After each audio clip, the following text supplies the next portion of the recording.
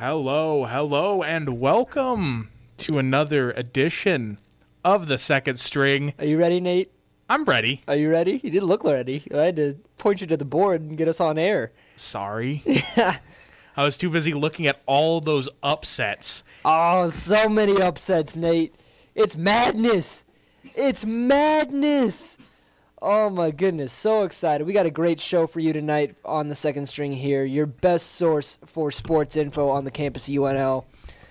For Nate Mielbach, I'm Alex Fernando. We'll kick this off. We're going to start with a little bit of Husker sporting news. Yeah, I thought it would be a good way for us to just even it out before we just hit you with the block of basketball. Before we ramble on? Before we ramble on. We'll get to that. But let's talk. There were a couple Husker postseason basketball games that they played. We aren't going to dwell too much on them. They're a little disappointing. They weren't that great. No, but the men lost to Mississippi State.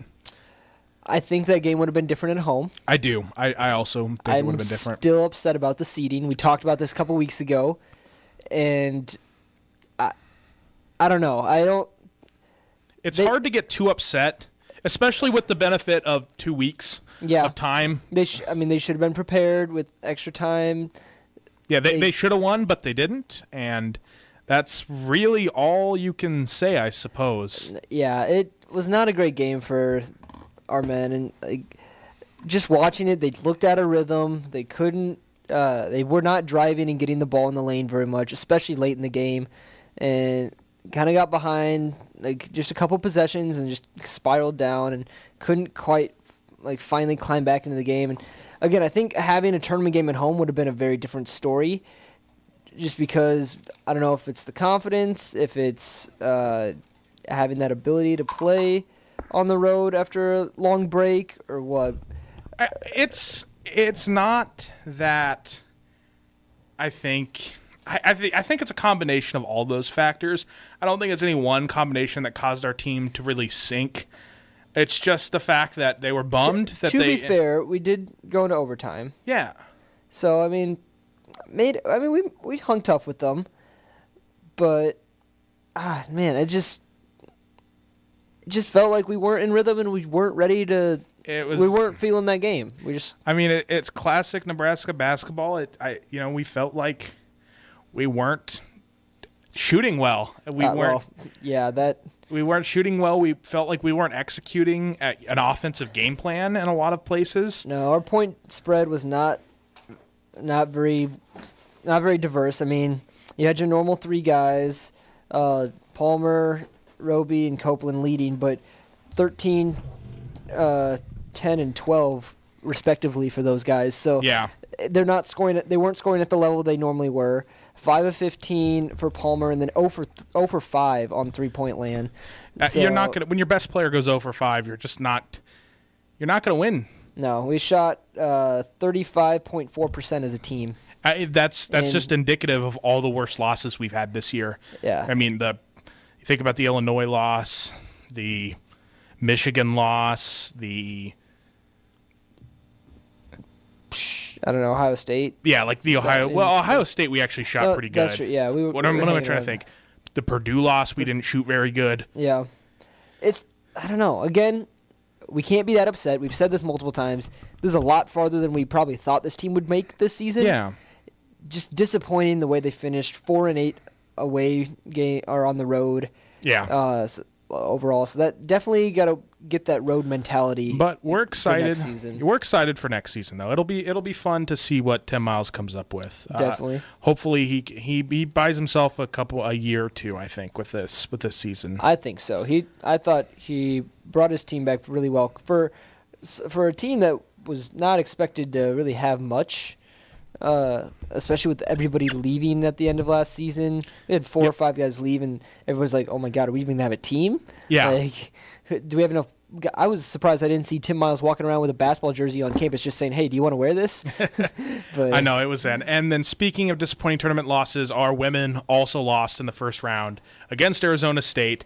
It was disappointing. I didn't get to see the game in person because there was a baseball game that I was working at the exact same time. Yeah, I watched a good amount of it, and Arizona State we were hanging with them early. They just kept kind of sticking around. And then from what it looks, was tied at halftime, but the big thing was the third quarter. I could see the stats here. It just says they went on a 13-0 run. We finished the game, shot 9 for 26 in the second half. Yeah, every other quarter, it's exactly the same. The first quarter, 13-13 on points. Second quarter, 14-14, and the fourth quarter was 22-22. So very even throughout the game, but that third quarter, 11-point differential with Nebraska coming away with 13 and Arizona State 24. So that big run in the third quarter just a little too much for our ladies to overcome.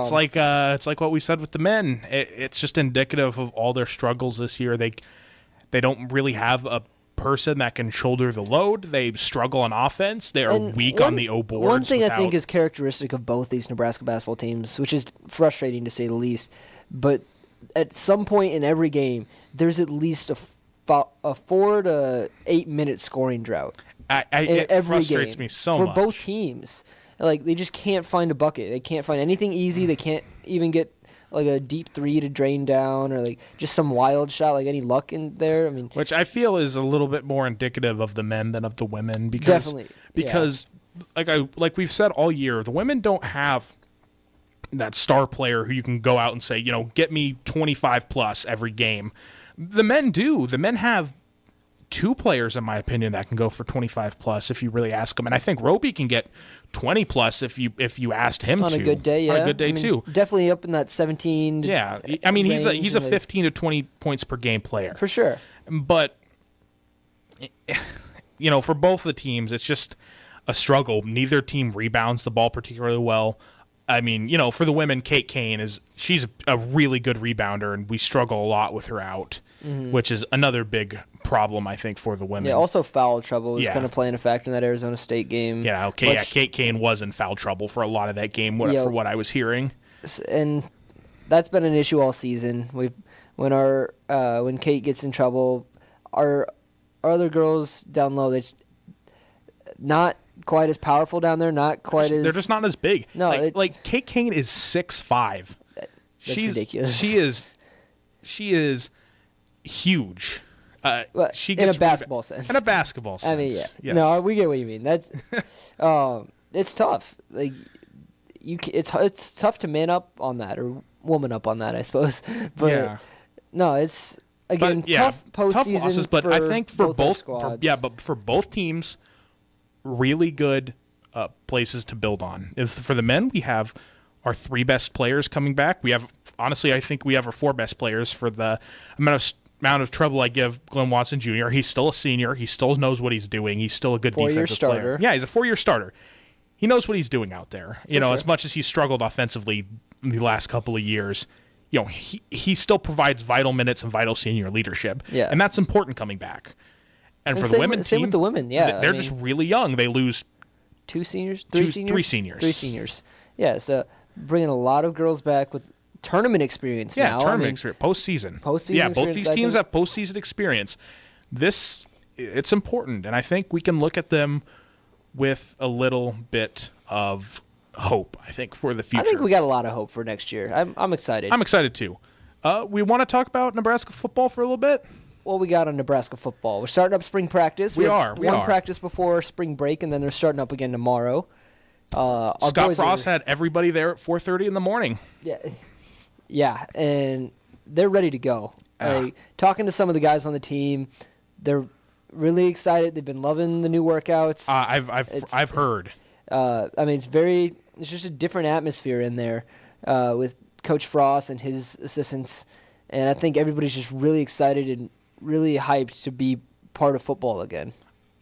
When you go through a season like when you go 4-8, it's a struggle. It really is a struggle to get all your mojo back. You need to just you need to keep going and keep pushing through. And when you go 4-8, it's a struggle. You can't really do that. But with Scott Frost, you get the energy. Is it really a struggle, Nate? I think you said struggle like 5 times. You know what? Maybe you shouldn't get up and so I can't. Sorry, I was choking. I don't want to. You're choking in multiple ways. Okay. Well, I'm too good. Sorry, ignore that. We're gonna go back to the football. We're gonna cut that. Yes, we are. So I think there's a couple interesting pieces of news that has come out about potential interests in graduate transfer quarterbacks. Really? I haven't heard of this much. What do you got? The two names that have come up are Joe Burrows from Ohio State. Ooh. Or Brandon Dawkins from Arizona. Okay. Burrows would be interesting because he was very close to coming here when he was being recruited out of high school. Yes. He was a big Tim Beck guy, hence why he was able to secure a spot at Ohio State once Tim Beck went over there. Yeah. And so that would be an interesting I think player to come back over to Lincoln and see what he could do. To be fair, our quarterback room is extremely full already. It is. But, looking at it, I saw a post on social media, there was like a thread they're asking people. It's like, people with returning quarterbacks, what does your options, or with new quarterbacks, what does your options look like? And then somebody laid it out to me, and it's like, we honestly don't have that many options coming into this year. We have, Adrian Martinez, but he needs to be redshirted. You think so? I do. He's coming off an injury that sidelined him his senior season. He needs to be redshirted. He needs to get in the weight room. You know. And coming in the summer, very tough to just fully learn this offense and the system. Exactly. And be ready for game time on September 1st. And, I like Patrick O'Brien and I like Tristan Gebbia. I think they're both, good players that can have success in college football, but neither of them are Scott Frost off it. They aren't the type of player that Scott Frost wants to run his offense through. I think both of them are athletic enough that they can run the offense through them. I have high hopes for Tristan Gebbia. I think he's going to be the starter next year. Okay. But someone like Joe Burrows, he's the build. He has a type of skill set. He's a runner, he's a passer. He is what a Scott Frost offense, at least from a pure aesthetic body type, that a Frost offense wants to have on the field. And, he can step in right away as a grad transfer, which I think would just be really, really interesting to and see having news. Someone with a little bit more game experience than O'Brien and Gebbia. Gebbia obviously redshirting last season, O'Brien getting in the scrap minutes of a couple games. Yeah. So, yeah, the experience would help. You definitely don't want to turn anything down like that. No. Regardless, I think having the edge of spring practice will be a big benefit to Gebbia and Patrick O'Brien. Yep. We'll see how that curve turns out. I doubt Frost is going to tell us much throughout spring practices. I doubt he's going to keep that competition all summer. I doubt we're going to have a clear, concrete answer even after the spring game. To be honest, I don't think until this isn't like last August year, August 30th. This isn't right before the game or something, like August 31st. Like I said, I don't think this is like last year where after the spring game, it just kind of everybody was like, "Oh, Tanner Lee, he's the starter. He's going to be the one that plays. He's going to be starting the game in the fall." Mm-hmm. I don't think it's going to be like it that year. Who knows? Maybe it will. Maybe somebody would have to be have a pretty stellar performance in the spring game. And I think it could. I think it could happen. We could see. Who knows what Scott Frost wants to do with the program? He's honestly kept a very tight ship, which is good. Which is very good. I think that's definitely the right thing to do right now because, as I've mentioned in previous shows, people are coming in with far too many expectations for this 2018 Husker football team. Yes. I'm very excited about this Husker football season. I am. I love our boys, but they are going to have a very rough year. Yeah, it's second hardest schedule in terms of adjusted strength. I don't doubt it because, just looking at our schedule right now, I think Michigan is the only – it's either Michigan or Florida State because Michigan and Florida State are the top three, I know for sure. I'm not entirely sure who's number one. I think it's Florida State, but still not an easy road. Yeah, it's no matter what, it's going to be a tough year. So I think keeping a tight ship and just kind of keeping everything in-house right now, not letting any big rumors spiral out, just saying, hey, we're starting spring practice. I'm a new coach at this new team. We got a lot to learn. We do. Everybody does. And I'm glad that Scott is doing that. Coach Frost, I really, and I know it's only been a few months, but I've just been really enjoying the way he runs the program. And me and you, we talk to athletes. We can get the vibes from around campus. People are definitely buying into the system. Oh, definitely. I mean, when I head over to the stadium and walk through, like bumping into some of the guys, just you can tell their attitude and the way they carry themselves is just in a much more confident, much more excited manner compared to what was going on with last season. And obviously losing put a big damper on that, and just a lot of turmoil with the coaching changes and things like that. But you can just tell the guys are really excited to play again. And I think that's going to be probably the biggest factor come spring game and into next season. Yes, I'm excited to see the new faces. We're going to have a lot of them. Definitely. Our O-line. A lot of new guys playing. So especially on the O-line. Thank God. We need new offensive linemen. We do. I'm pretty confident Frost and Duval can whip them into shape. It'll be interesting.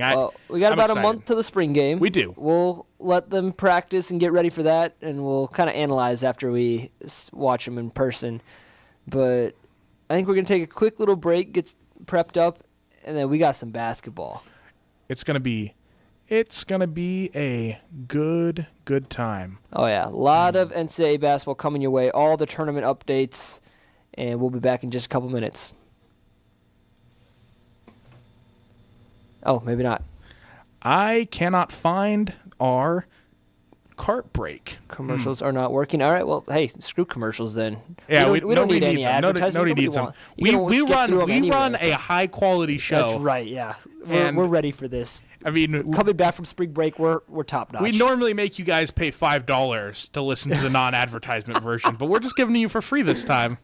KRNU2 Premium or something like that. It's like Spotify Premium. Oh my gosh. Except we're just giving you the bonus. It's like the free month they give out for Spotify, right? Yeah.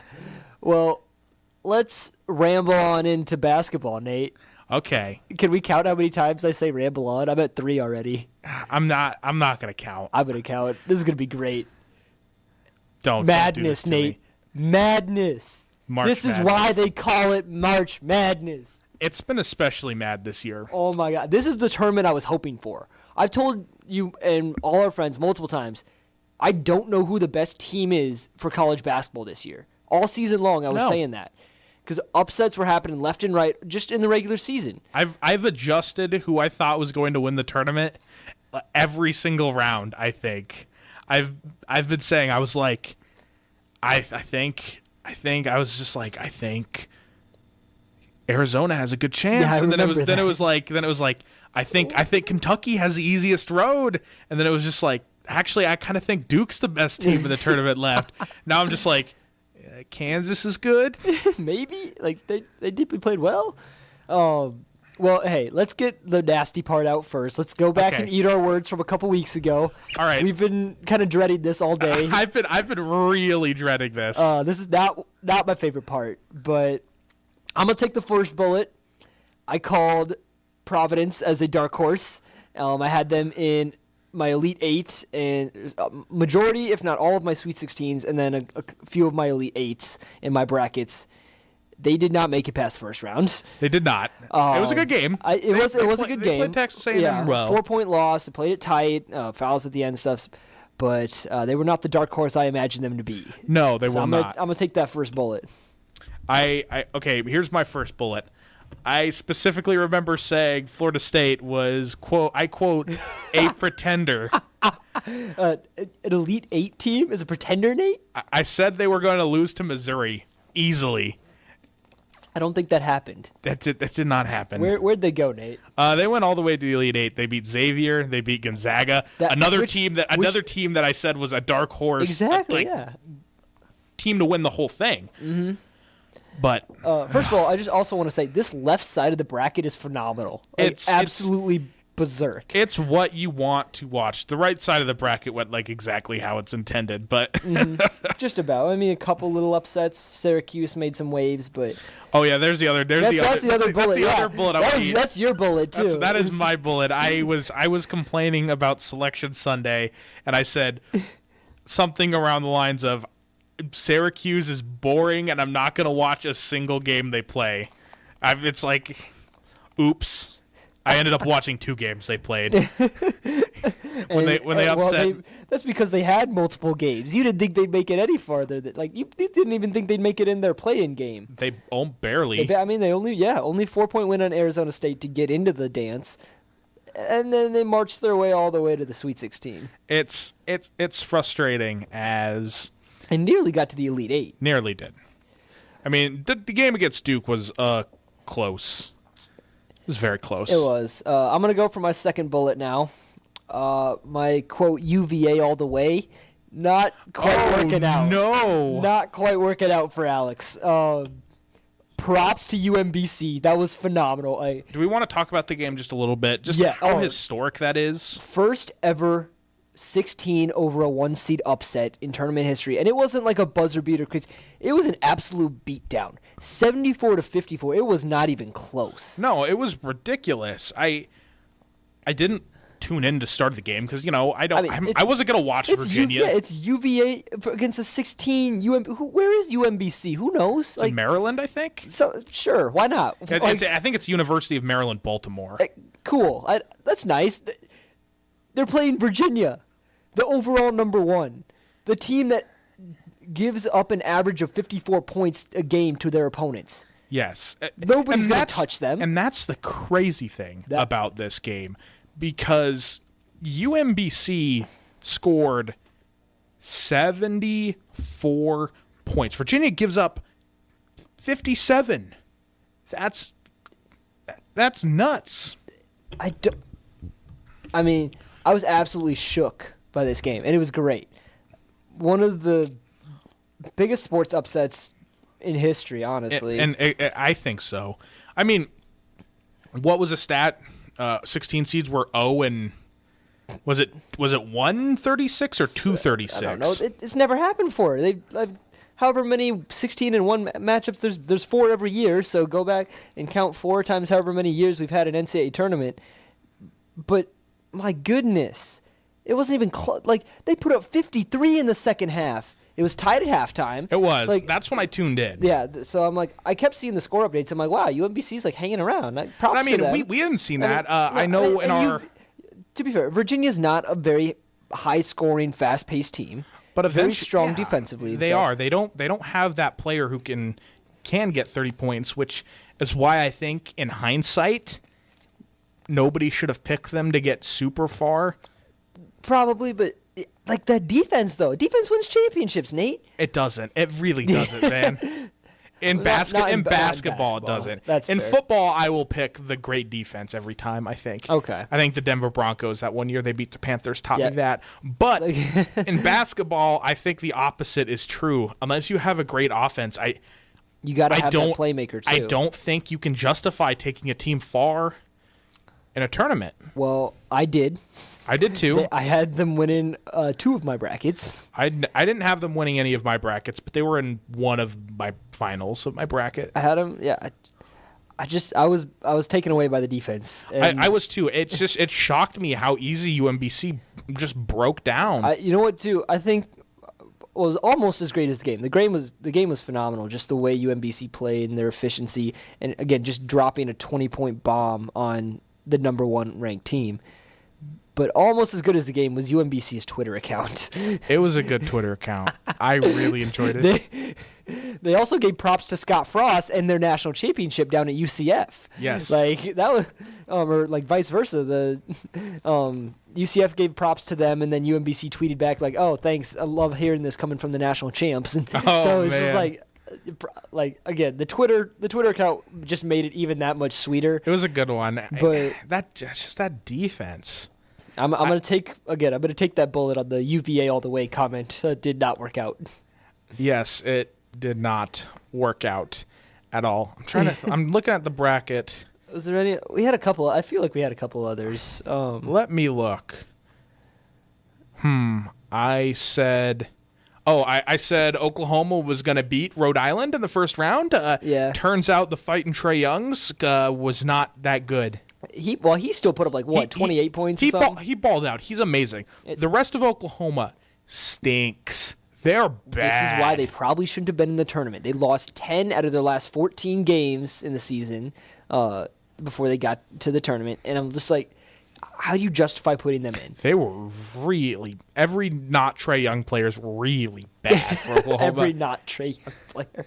I mean, a lot of people repeat it as a meme, and a lot of people hate Trae Young because ESPN shows him a lot, and I think it's really unfair to him. But he truly is their only good player. He makes bad decisions. I mean, he's young, and I think the NBA is going to kind of sort that out for him.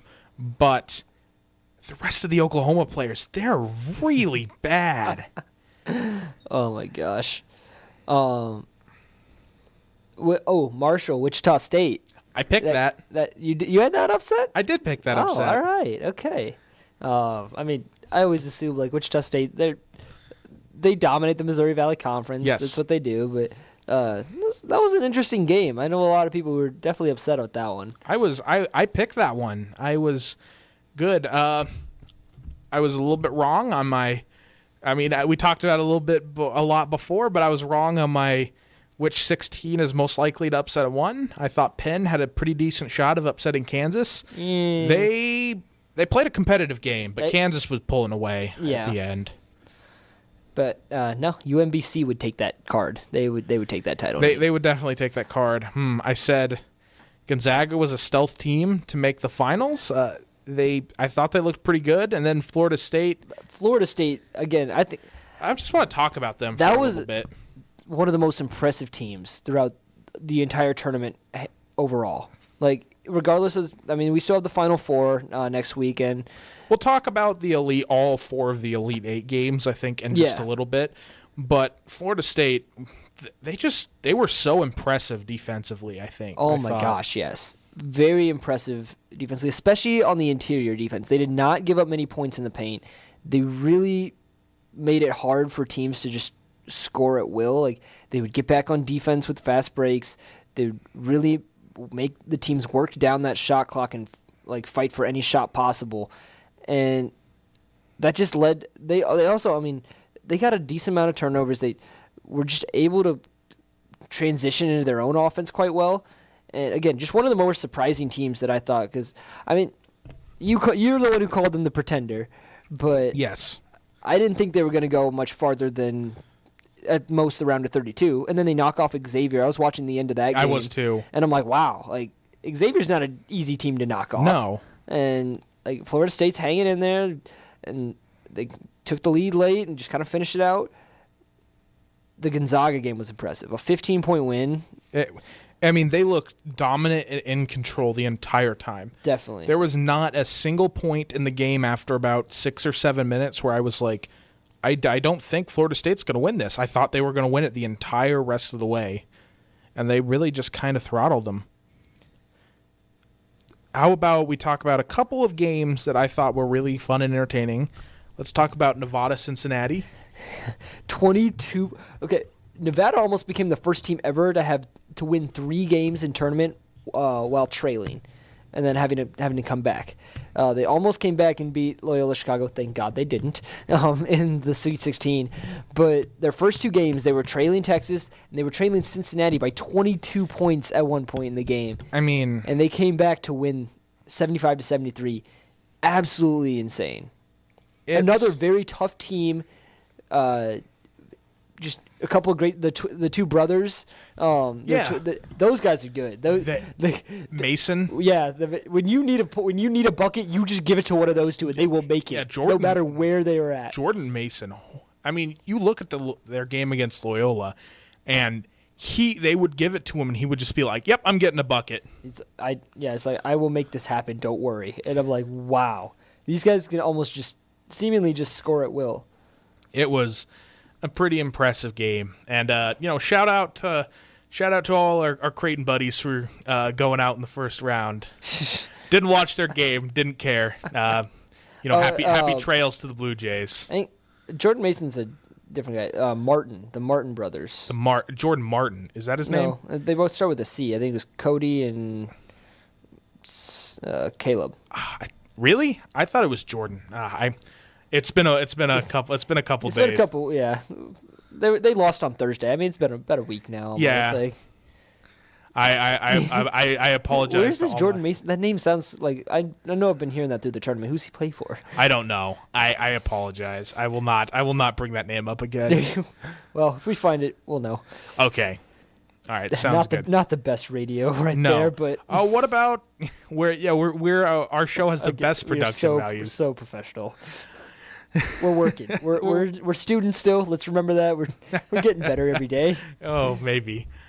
All right. Yeah. I mean, like I said with the Blue Jay friends, didn't watch their game. I know your uncle listens to this show. He's a big Creighton guy. He probably wasn't too happy, especially because it was Kansas State, and he absolutely despises Kansas State, as most common people do.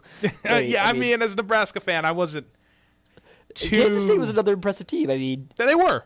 They missed their best player, Dean Wade. Yeah, who's a legitimately good, I think, NBA potential caliber player. With his injury, was not able to participate in the last few games, and they fought through without him. Sneed, very impressive talent. Like, again, another guy. If you need a bucket, he's just like, give me the ball. I will find a way to get it in. Exactly. I mean, they didn't give up. They didn't quit.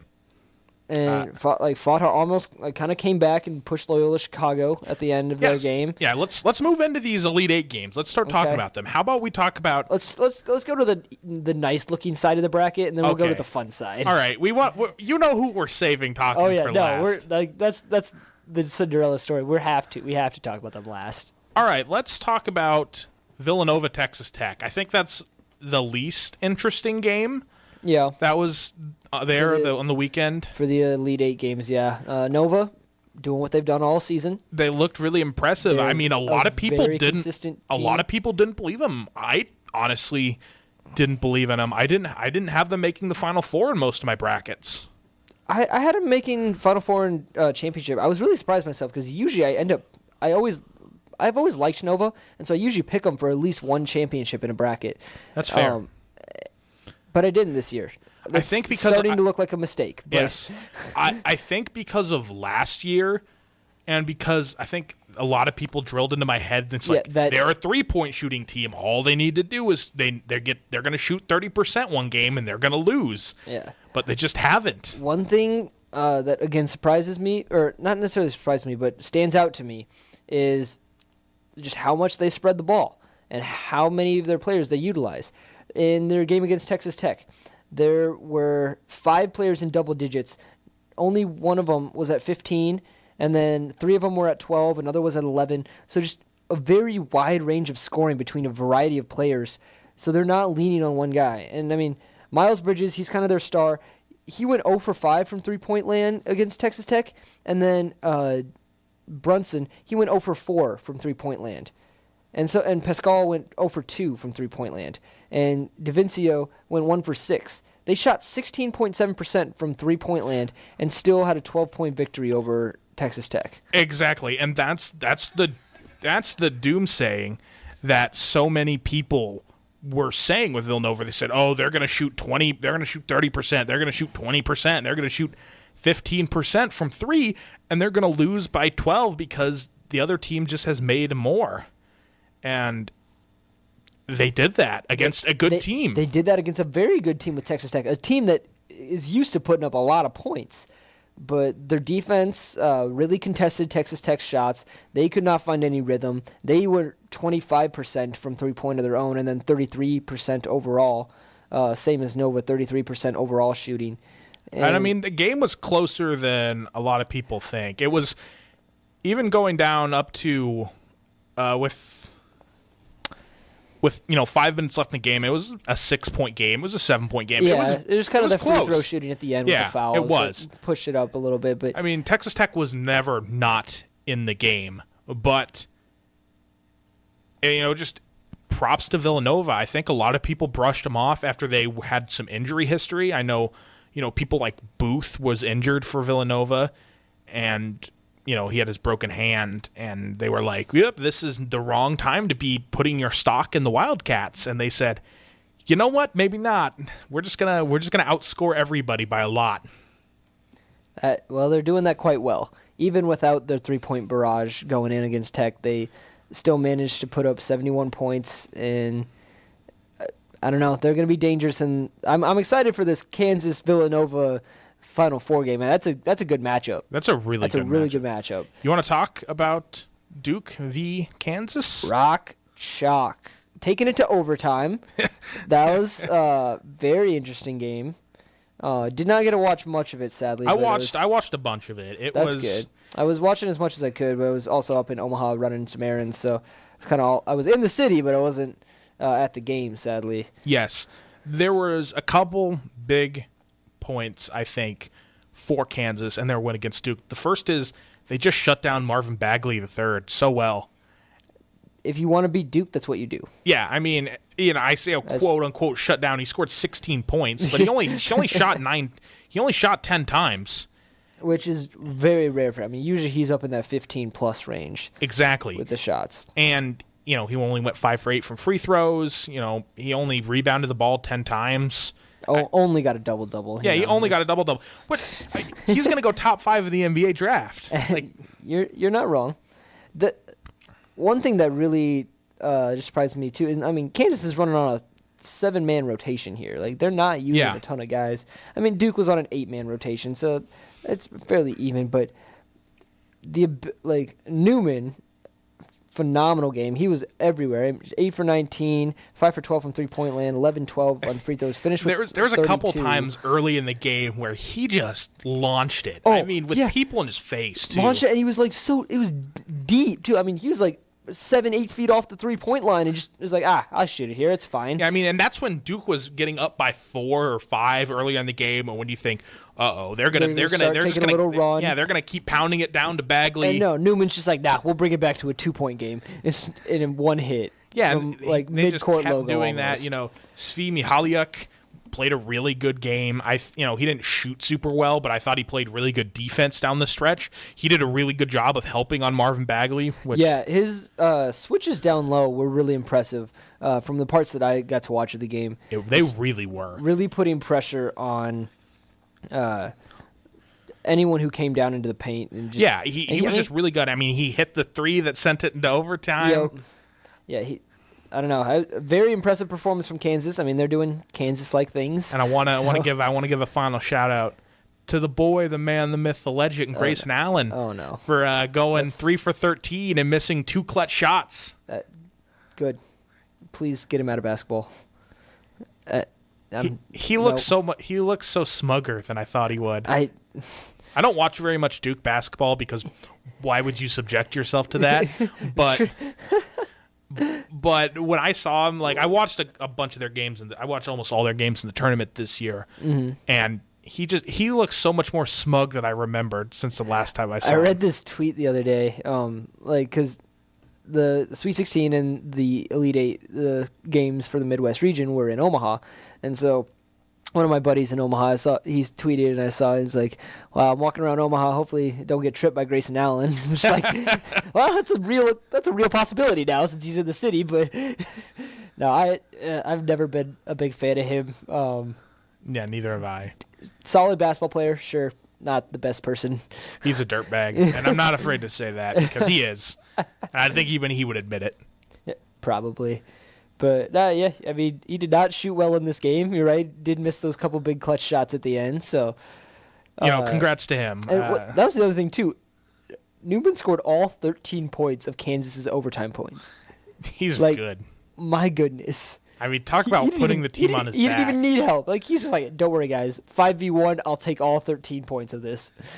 It's good, and that was probably one of the better games of the entire tournament in terms of 2 basketball teams, that are very high, that are blue blood programs, high quality, top to bottom games, rosters, talent. NBA players going against each other. Yeah, it was just it's one of those games. Coaching. Yeah, with 2 Hall of Fame coaches. Oh yeah. It's one of those games. It makes you say, okay, I hate all these programs, but this is just a lot of good basketball. Yeah. Speaking of good basketball, you want to talk about Michigan and Florida State? Wasn't the game I was expecting out of these two. No, based not on really. their runs throughout the rest of the tournament, Michigan not the game I was expecting. Has been an absolute buzzsaw the rest of the tournament, not this game specifically. I would not want to line up against them. I would be scared. we did have to line up against them, and I was scared. And we did get buzzsawed. Yeah, we kind of started their whole buzzsaw run, but wow, they have just been absolutely bonkers. I mean, except they almost were out in the round of 32, but yes, they had the big game winner buzzer beater by the freshman Jordan Poole to beat Houston, but almost every other game. And then again, the Florida State game was kind of close and groggy, but every other game they've just been. I mean, that game against A&M wasn't even close. Like, was A&M even on the floor? They were down. A&M was down by 33 at one point. Yeah, no. I was watching an earlier game, and I was watching that run where Michigan had like 8 3-pointers in a row, and I'm like, oh my god, this needs to stop. Like, I just feel bad for A&M at this point. And the bad part about this is Michigan didn't even play very good against Florida State. Yeah, Mo Wagner was 3 for 11. He had 12 points. He was 0 for 7 from the 3-point line. Yeah, Matthews was the only really one who looked somewhat like himself. He was still 1 for 5 on 3-pointers, but he finished with 17. Rockmar was 3 for 9. Mm-hmm. I mean, not the characteristic of the high-scoring jump man Michigan team we've seen. No, not really. Which I think I don't know if it was just again, you're coming off a big game against A&M 2 nights before where you just absolutely rallied and exactly. And them. Florida State had proved, I think, that they were a pretty good, pretty lockdown team. Oh yeah, very defensive team. Did you see the bit of controversy afterwards? I did too. I mean, that's sports. People get emotional when they lose. I mean, I didn't like how people freaked out about it. I didn't either. I was like, okay, he was the coach, Florida State's coach. I forgot what his name is. I'll go look it up. You keep talking. Florida State's coach. He got interviewed after the game, and the interviewer asked him, oh, you think you should have fouled? Yeah, Hamilton. Yeah. And Leonard Hamilton. They asked, and the reporter asked Hamilton if he should have fouled, and he was kind of just like what? What do you mean foul? What do you mean? He's like, and then she was like, well, do you think you should have fouled to help win the game? And then he was just like, well, you think that cost me the game? That cost us the game, not fouling. He was just kind of angry. Yeah, which I mean, he just lost an Elite Eight game, a really tough Elite Eight game by 4. That the team probably could have won if they played a little better. Yeah, and I mean, they had a great tournament run. They locked down a lot of different teams. Emotions are high. This was one of those kids' probably biggest games of their career. Yeah. And they lost. I mean, they just didn't shoot well. They struggled defensively. Down the stretch. Down the stretch, they struggled defensively, but especially on the offense side, they just couldn't work it inside on Michigan. No. And so they just didn't play their best game. And I just didn't think it was... It wasn't a big deal. And it wasn't that big a deal, no. I mean, people freaked out about it. Yeah, Leonard Hamilton apologized. The reporter said it's not a big deal. Mm-hmm. And, people still freak out, and it's whatever. Still, Michigan's going to the Final Four. They're very dangerous. I mean, if you don't think they can't win the title, that will come back to bite you. Yeah, if you don't give this team respect, they're going to just run right past you. I don't know if they're going to win their next game or not. But I hope not. I hope not either. I hope not. But if Kansas or Villanova doesn't respect Michigan, they're going to get run over. They really are. They're a team that can just put up as many points as they wish once they get on a hot streak. Yes. I mean, I'm surprised they didn't score more against Texas A&M. The way they were shooting, yeah, it was phenomenal. They thought they probably go over the hundo. Oh yeah, I mean, I was looking at 110 range when they were barraging those threes on them. My goodness. Yeah. Oh my goodness. Yeah, well, that's 3 of the Final Four teams. You want to talk about the last game? Nate, I want to talk about this game. I want to talk about their game before that. I want to talk about all their games. Loyola, Chicago. Oh, man. Ramble on. Ramble on, huh? Oh, my gosh. Man, this is what you watch March Madness for. It truly, truly is. They beat Kansas State 78-62. Hold on, why don't we just jump back, look at their whole tournament run here. Okay. They beat Miami 64-62. Buzzer beater. On an insane buzzer beater. I was watching that at home. My roommate just got home, and I was watching that on my laptop, and he sinks they're only down 1. He just needs to a simple layup or work the ball inside. They've been doing that all game. No, dude takes like a almost mid-court shot three-pointer. Towns steps up, drains it. Nothing but net. I just go berserk and start running around my house because I'm just like, that was just insane. I mean, also, never want Miami to win in anything. No. But that was just a really cool upset. And my roommate just comes out and he's like, what the heck are you doing? I'm like, Loyola Chicago won. Did you see it? Oh, my gosh. They won their first 4 games by combined 4 points. They won their first 3 games. Or 3 games, sorry, yeah. First 3 games. Talk about their game against Tennessee. They're dominating all game long. They were up by double digits. Tennessee comes back. Within 30 seconds, they get a nice and one, go up by 1, and I'm just like, oh, no, Loyola, you ruined it. You ruined the good feelings. And Custer. Oh, my God. I don't know how that shot went in. Hit the rim. Hit the rim. Hit the top glass. Hit the glass. Hit the rim again. And then rolls it. rolls in. Oh, my gosh. Incredible shot. A lot of luck, but I'm okay with it. Yeah, and that's what we were thinking. We're like, Loyola Chicago. They won 2 games. That's so great. Like, I mean, good story, yeah, a solid Cinderella story. We haven't had that in a while. We had Florida Gulf Coast a couple years. Yeah. Good job, but nothing this crazy in a while. And then they go to Nevada. And this is their first time in the tournament in 33 years, too. Yes. So, like, it's not like it's been recently since they've been here. And they go to Nevada, and they just hit clutch shot after clutch shot. Oh, the little step back, little step, side step 3. Both teams do. And see, that's the one thing that concerns me with Loyola. They get leads, and then those other teams creep back in. Nevada, very well known for comebacks at this point in the tournament. Yes. But they just creep back in. Kansas State was creeping back in. Kansas State was coming back in at the latter parts of the game. And so, just looking ahead to their game against Michigan, that's not a team you want to let anywhere near you. No. So, there was a big scoring drought. I remember watching the Loyola Kansas State game. Huge, it was like a 6 or 7 minute scoring drought for Loyola after they had gotten a pretty solid lead on K-State. And I'm like, you're not going to be able to do that in that next round. Yeah, they flashed the turnover graphic, and it was like Loyola 14, Kansas State 5, and I was just like, I mean, it's working because Kansas State can't score it all, but Michigan, they're not going to act like that. Michigan's going to hit a 3, and they're going to drive the paint, and I think it would be folly. You can't overlook your opponents at this stage. Michigan's not going to be overlooking Loyola Chicago. Oh, no. And I wouldn't either. I mean, their efficiency is insane. I remember watching against Nevada. They went on a little bit of a run right before the half. And on one of their possessions, they had 7 drive and dribble, pass it out. Drive and dribble, pass it out. They had 7 different people or different passes before they shot the ball. And their movement was incredible. There's guys always moving, setting screens. There was a point in the second half of the Nevada game where they were 12 for 12 in the second half. Yeah, no, they're always getting good looks right down by the hoop, getting nice lay-ins, nice easy buckets. They're a very efficient team. And they're fun to watch. They're very fun to watch. Do you want to hear my hot take, Nate? Yes, why not? I'm going to regret wanting you to tell me this, but I suppose. Okay, it's a bit of a joke, but okay. I think it is possible. At this, who knows with this team? I think Loyola Chicago is the best team in the city of Chicago.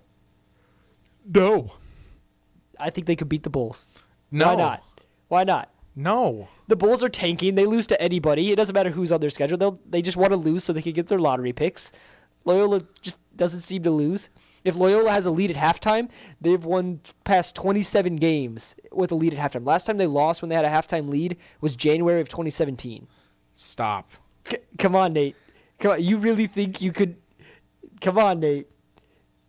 Don't act like you would want to watch that game. How fun would that be? I mean, who knows what could happen? This team, they just buzzer beat everybody. It'd be fun in the sense that we'd finally get to squash this awful good college teams can lose to beat bad pro teams. Nate, the Bulls don't care. They just want to lose. I don't care that they want to lose. They could try to not win and they'd still beat Loyola Chicago. They're trying to Lauri Markkanen is better than every single player on Loyola Chicago. I said it was half joke, half hot take. Yes, I know, but you can't flip-flop between the two. Why not? Because you're dumb. Oh, my goodness. You're dumb, son. Oh, well, why don't we ramble on? Yes. And I think that's 4 or 5 now, maybe? 5, 6, something like that. And just look ahead to these Final Four games. Yes. We got Loyola versus Michigan and then Nova, Kansas. I'm honestly really excited for both. Both the games look phenomenal. I'm really excited for both as well. And I think it's probably one of the more interesting Final Fours we've had in a while, just because it's not like we know who's coming out of either side. No. I mean, the last few years is like, oh yeah, North Carolina, oh yeah, Nova, oh yeah, Gonzaga. They're the ones definitely coming out.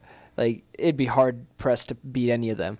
This year, like, all 4 of these teams have a chance, I think, a really solid chance. I do too. With the way they're playing basketball, I mean, Michigan's on a huge hot streak right now. Loyola Chicago, they're on their own hot streak. They're playing really good basketball. They got Sister Jean on their squad. I mean, Sister Jean, she's calling out San Antonio. She's like, watch out, the Ramblers are coming. Like, I ain't crossing her. Anything? No? Like Sister Jean? Nobody. You got nothing on Sister Jean? Nothing for her? I don't have anything to say on Sister Jean that hasn't already been said. She's amazing. Okay, that's fair. I like the Air Jean poster. My gosh, that's my favorite one. That was posted floating up in her wheelchair and just dunking it. And then, I mean, Nova, Kansas. Again, 2 blue blood programs. 2 teams with a lot of talent, with a lot of very obvious talent. Mm-hmm. Loyola Chicago has good players, but they're not, they won't run an ESPN headline about them. Like Nova and Kansas, they got players you see tracked on ESPN.com that the ticker tape will roll by with news about them. Yeah, definitely. And I think the big thing here is going to be, in this game, is going to be experience. Yes. Nova, champions 2 years removed. Lost in the second round last year. Kansas, been losing early a lot these recent years. I think, yeah, you could be right. I wouldn't, honestly, I think that game's kind of a coin flip. And I mean, I know a lot of Kansas fans. Yeah, so do I. Yeah, this is kind of the area for it. I like Nova in this one. Yeah, I kind of like Kansas, to be honest. Again, it could, honestly, I think it could go either way. Just like you said, probable coin flip. I don't know. I mean, because like Devontae Graham, he can just like pull up from midcourt and drain it. I don't know. Abzuke, I think, is a really good post presence. Mm-hmm. Bridges for Nova. I mean, it's not like he's gonna miss. It's not like he's not gonna have 2 bad games in a row. No, in clutch time, like you give it to him and he's gonna make it happen. Like, oh man, this is gonna be. It's gonna be a real good game. I think both of these games are gonna be great. So we're gonna have our show next week at 6:00, not at 7. Yeah, we're gonna do it an hour earlier next week, so we can actually watch the finals. So we can watch it. We're gonna do a whole analysis on the finals in depth. Who you should watch for players, who you should cheer for. It should be Loyola Chicago because everybody wants them to win. Yes, but we'll be going into in depth in the finals. So we're not going to pick who we think our winner is right now. But I'll say this: who do you think we're going to be talking about on Monday? Oh my gosh, Loyola Chicago, obviously. I mean, okay, I'm rambling on no matter what. Sure. And then. God, Kansas played so well, though. So, they played really good against Duke, but Nova is Nova, and that one's tough. I picked Nova 2 years ago to win it. I think they're going to get back to the finals. I'm gonna say next week we're gonna be talking about Michigan, Kansas. Yeah, I figured you'd go with the opposite. That makes sense, and it's totally fair. I mean, all 4 of these teams have a great chance in each of these games. Loyola Chicago could win it. Michigan could just go their buzzsaw way. It just feels like Loyola Chicago's luck's gonna run out. I need a real a full Cinderella story. It would be so fun. I'm rooting for them. I'll be cheering for them. I really would. But I think Michigan's finally a team that's too good. I've never seen a full Cinderella story in my lifetime. I haven't either. And I mean, to be fair, like Loyola isn't like that much of a Cinderella. They've been dominating teams all year. They're 32-5. Yeah, like they're not a bad basketball team. they're a mid-conference team. They're a team that you don't really know about because it's Loyola Chicago. Like who nobody's heard of them until now, but they're a very solid basketball team. And like you said, for any of these four, you can't take anyone lightly from here on out. You cannot. You definitely can't. And it'll be a very, very fun weekend. And I look forward to discussing the championship with you. It's going to be fun next week. Monday. A full preview of the championship game. We're going to go back, have a party at my place. It'll be fun. I'm excited. I'm really excited. It's going to be a good day.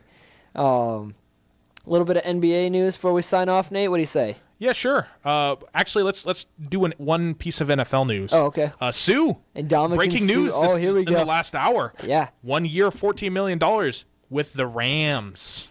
I'm scared of the Rams defense. It's so good. I'm scared of the Los Angeles. I'm scared of the Los Angeles Rams defense now. I was kind of nervous and timid by them just based on who they've added this offseason. Yes. You throw Sue in the mix, I'm done. I do not want to go against that defense at all. I'm really happy for Sue. I think he joined a really good squad. Oh, definitely. And I mean, also kicking it back in LA. What's wrong with that? Nothing wrong with that either. I mean, $14 million. Hey, I think it's a prove it deal. You know, Sue wants to get more money. He wants to have a great year.